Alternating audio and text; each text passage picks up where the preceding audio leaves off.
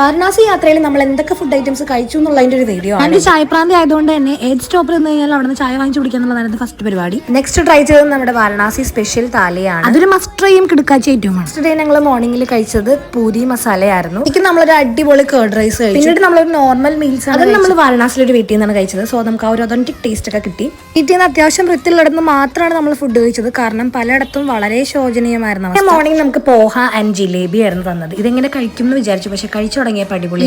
ആന്റിയുടെ വക തന്നെയായിരുന്നു. ചായ കുടിക്കുന്ന പോലെ തന്നെ എല്ലായിടത്തും ട്രൈ ചെയ്ത് നോക്കിയ ഒരു സാധനമാണ് ലസ്സി എന്ന് പറയുന്നത്. അവിടുത്തെ ചൂടിൽ പിടിച്ചു നിൽക്കാൻ നമ്മളെ കൂടുതൽ ഹെൽപ്പ് ചെയ്ത ഒരു ഐറ്റം ആണ്. നെക്സ്റ്റ് ഞാൻ ട്രൈ ചെയ്തത് ബനാറസി സ്പെഷ്യൽ ചാട്ടാണ്. ചാട്ട് എനിക്ക് കാര്യമായിട്ട് ഇഷ്ടപ്പെട്ടില്ല, പക്ഷെ പാനിപൂരി എന്റെ മക്കളെ ഒരു രക്ഷ ഉണ്ടായിരുന്നില്ല. 2-3 പ്ലേറ്റ് ഞാൻ വാങ്ങിച്ചു. ഒത്തിരി സ്ട്രീറ്റ് ഫുഡ്സ് അവൈലബിൾ ആണ്, പക്ഷേ വൃത്തിയുടെ കാര്യം കുറച്ച് പിന്നോട്ടായതുകൊണ്ട് ഞാൻ അങ്ങോട്ടൊന്നും പോയേയില്ല. പിന്നീട് ഞങ്ങൾ ട്രൈ ചെയ്തതാണ് കോൾഡ് കോഫി. അത് നമ്മൾ 2-3 സ്ഥലങ്ങളിൽ ട്രൈ ചെയ്യായിരുന്നു. പിന്നെ ആന്റിയുടെ വക തന്നെ നമുക്ക് എല്ലാ ദിവസവും ഒരുപാട് വെറൈറ്റി ഐറ്റംസ് ഉണ്ടായിരുന്നു. ഇതിന് പുറമെ ബനാറസി സ്പെഷ്യൽ പാൻ, ബാങ്ക് ഇതൊക്കെ നമ്മൾ ട്രൈ ചെയ്തു.